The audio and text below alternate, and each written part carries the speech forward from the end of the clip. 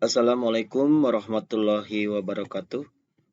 Adik-adik sekalian, hari ini Bapak akan menjelaskan tentang program logic control, yaitu PLC Unitronic. Nah, di sini kita lihat, maaf, filenya ada di sini. Materi PLC ya. Di sini Bapak sudah buatkan latihan 1 PLC Unitronic. Coba kita buka. Seperti ini. Ini tampilan seperti ini.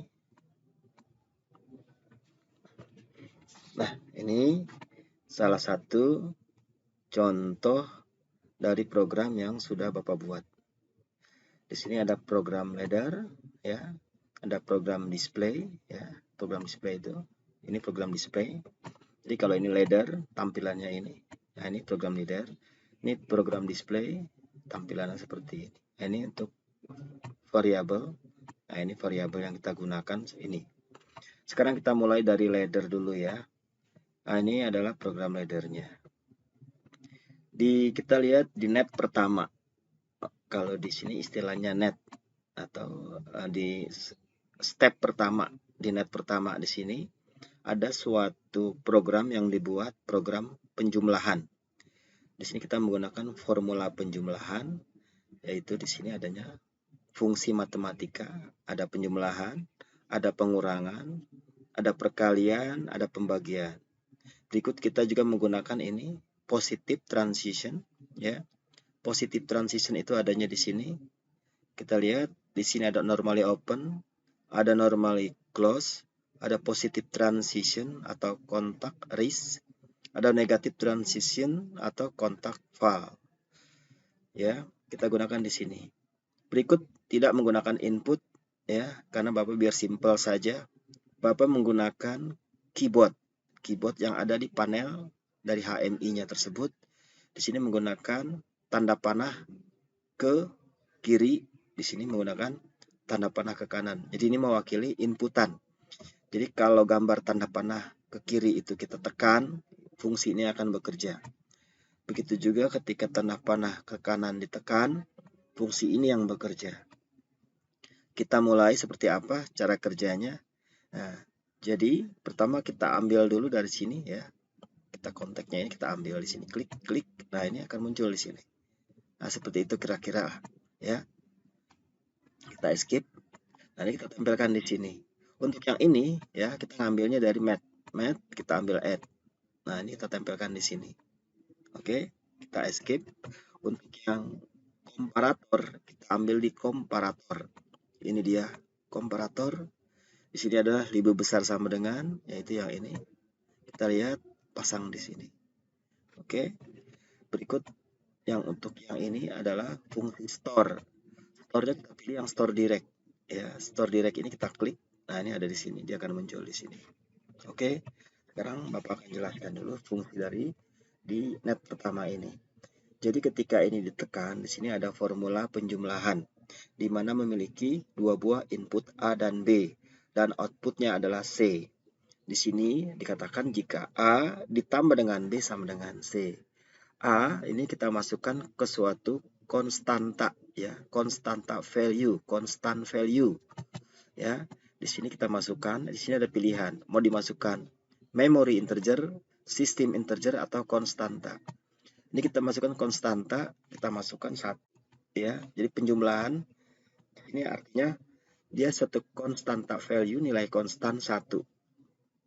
Konstan 1 akan ditambahkan ke memori integer 10. Ya, kita klik di sini memori integer 10, kita kasih nama, yaitu nama-nama siswa. Jadi memori integer 10 ini adalah memori yang menyimpan suatu nilai yang bentuknya adalah integer. Kita harus tahu ya, jadi ada bentuk integer, ada bentuk digital. Untuk bentuk integer, artinya integer itu adalah bilangan 0, 1, 2, 3, dan seterusnya. Banyak. Tapi kalau digital itu seperti ini, SP, sistem bit atau sistem digital itu cuma mengenal 1 dan 0. Atau logik 1 dan 0. Kita masukkan memori 10. Kenapa Bapak pakai memori 10? Yaitu ya terserah saja sih mau pakai memori 1, memori 2, memori 3 atau memori 10 itu terserah. Ini kemudian Bapak biar lebih gampang, biar lebih leluasa, Bapak kasih memori 10, dikasih nama siswa. Memori 10 itu dipakai di sini, di sini juga dipakai di sini juga dipakai, ini juga semua pakai memori 10. Oke, kita mulai dari formula di awal yaitu penjumlahan. Jadi ketika ditekan tanda panah ke kiri, dia akan menjalankan 1 kali. Karena di sini cuma tekan sekali, akan kasih sinyal sekali. Sekali lagi akan kasih sinyal sekali. Demikian. Nah, berikutnya ketika ditekan A ditambah dengan B. Berapa nilai B kita nggak tahu. Yaitu kita lihat berapapun di situ dia akan menampilkan nanti angka di sini. Ya. Nah, ketika ditambah 1 ke sini akan muncul di sini kemudian akan diteruskan ke berikutnya. Kenapa kita kasih di sini dibatasi. Kita kasih batasan di sini supaya nilainya tidak lebih dari angka-angka ini. Kita kasih batasan maksimal yaitu 30 ya atau 29. Karena di sini jika sama dengan 10 atau lebih besar dari 10, dia akan mengirimkan constant value 0 dimasukkan ke dalam memori ini. Jadi kalau dia angka ini dijumlah dan terus-menerus dijumlah, jika dijumlahnya itu sama dengan 30 atau di atas 30, maka akan dikerjakanlah formula tersebut, yaitu dia akan memasukkan satu nilai 0 ke dalam memori 10. Demikian. Berikutnya adalah fungsi pengurangan. Nah, di sini kita kasih fungsi pengurangan. Di sini kita menggunakan dua tombol yang berbeda. Ini tombol kiri, ini tombol ke kanan, ya. Tombol ke kanan itu intinya adalah ada yang di kipat ya, maksud Bapak, yang ada di kipatnya itu ada tombol ke kanan. Jika ditekan, dia akan mengerjakan fungsi daripada pengurangan. Di pengurangan juga dibatasi jangan sampai minus. Disebutlah di sini ya, A dikurang B. A itu apa? A itu adalah memorinya. Jadi berapapun nilai memori, jika dikurangin 1 sama dengan memori.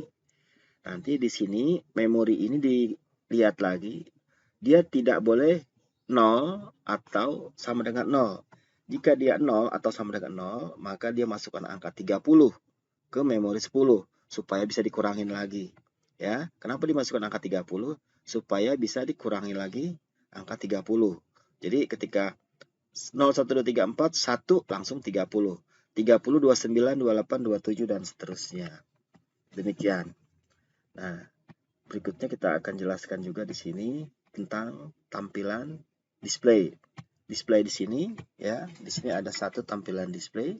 Kita lihat, kita kasih nama di sini, nama siswa SMK. Di bawah nama siswa SMK ini adalah suatu variabel ya. Variabel ini istilahnya sesuatu yang berubah-berubah.